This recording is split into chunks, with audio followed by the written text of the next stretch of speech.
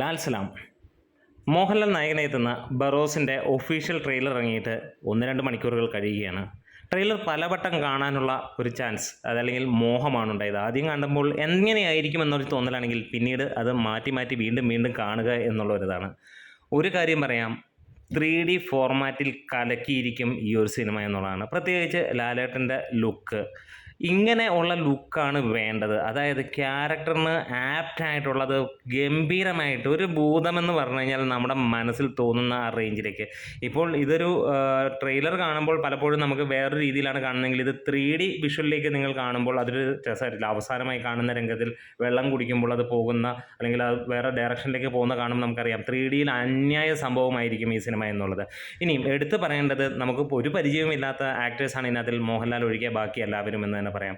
അവരുടെയൊക്കെ പെർഫോമൻസ് ഗംഭീരമായിട്ടുണ്ട് എന്നാണ് പറയാനുള്ളത്. അതായത് ഒരു ട്രെയിലർ കാണുമ്പോൾ നമുക്ക് വിലയിരുത്താൻ തോന്നുന്നത് അത്രത്തോളം മനോഹരമാണ്. നമുക്കറിയാം ഈ സിനിമ ഷൂട്ട് ചെയ്ത് ഒരുപാട് അല്ലെങ്കിൽ ഒരു കാൽഭാഗമോളം എത്തിയിട്ട് റീഷൂട്ട് ചെയ്ത സിനിമയാണ്. അതിനകത്തിൽ നായികയായിട്ട് അഭിനയിക്കുന്ന കുട്ടിക്ക് പിന്നീട് ജോയിൻ ചെയ്യാൻ കഴിയാത്തതും അങ്ങനെയുള്ള കാര്യങ്ങളുമൊക്കെ ആയിട്ട് വമ്പൻ ബഡ്ജറ്റിലാണ് വരുന്നത്. ബഡ്ജറ്റും കാര്യങ്ങളും ഒന്നല്ല, വമ്പൻ ഇൻ്റർനാഷണൽ ലെവലിലാണ് ഈ സിനിമ വരുന്നതും കൂടെ എന്നുള്ളത് ആലോചിക്കുക. മോഹൻലാലിനെ പോലെ ഒരു നടന് മാത്രമേ അത്രയും വമ്പനായിട്ടുള്ള ഒരു പ്രൊഡക്ഷൻ കോസ്റ്റ് ബെയർ ചെയ്യാനും കഴിയുള്ളൂ. 150 കോടി അതിന് മുകളിലാണ് സിനിമയുടെ ഈ പറഞ്ഞ പോലെ പ്രൊഡക്ഷൻ കോസ്റ്റ് എങ്കിൽ അത് ബെയർ ചെയ്യാൻ വേറെ മലയാളം ഇൻഡസ്ട്രിയിൽ ആരും ഇല്ല എന്നുള്ളത് തന്നെ അതിൻ്റെ തെളിവാണ്.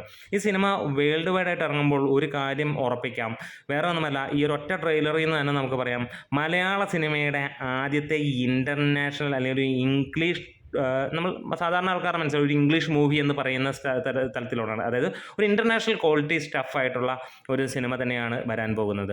എന്തായാലും മോഹൻലാലിൻ്റെ ആ ഒരു രൂപവും ആ പെർഫോമൻസും, ഇടയ്ക്ക് നല്ല കിണ്ണം കാഴ്ച പോലെയുള്ള 1-2 ഡയലോഗും ഇതിനകത്തിൽ വരുന്നുണ്ട്. നമ്മൾ ആഴത്തിൽ ചിന്തിക്കേണ്ട ഡയലോഗുകൾ, ചെറിയ കുഞ്ഞൻ ഡയലോഗുകൾ, പക്ഷേ ഭയങ്കര രസകരമായിട്ടുണ്ട്. എന്തായാലും മികച്ച രീതിയിൽ തന്നെയാണ് നിൽക്കുന്നത്. വലിയ ഹൈപ്പ് ആരാധകർക്ക് പോലും ഇല്ലാതിരുന്ന അല്ലെങ്കിൽ പ്രതീക്ഷയില്ലാതിരുന്ന ഒരു സിനിമയാണ്. 1-2 വർഷങ്ങളാവുന്നു സിനിമ ഷൂട്ട് ചെയ്ത് ഇങ്ങനെ മുന്നോട്ട് പോകാൻ തുടങ്ങുന്നത്. റിലീസിൻ്റെ കാര്യങ്ങൾ പറയാൻ തുടങ്ങിയിട്ട് കാലങ്ങളാവുന്നു. പക്ഷേ ഒരു കാര്യം പറയാം, ഇനി വരാനിരിക്കുന്ന ഏത് സിനിമയേക്കാൾ കൂടുതലും കളക്ഷനും ഏറ്റവും മനോഹരവുമായിട്ടുള്ള ചിത്രം തന്നെയായിരിക്കും ബറോസ് എന്നുള്ളത്. തുടക്കം മുതലേ നമ്മൾ പറയുന്നതാണ്. അമ്മാതിരി ഒരു സ്റ്റഫാണ് ഇത്.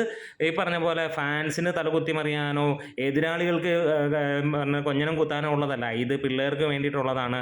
അത് ഓരോ വീട്ടിലെയും കുട്ടികൾ തിയേറ്ററിലേക്ക് പോകും, അതിനോടൊപ്പം മാതാപിതാക്കളും എത്തും. അത് തന്നെയായിരിക്കും ഈ സിനിമ. അതുകൊണ്ട് തന്നെ ഒരു കാര്യം പറയാം, ഇതൊരു അന്യായ 1-1.5 പടമായിരിക്കും.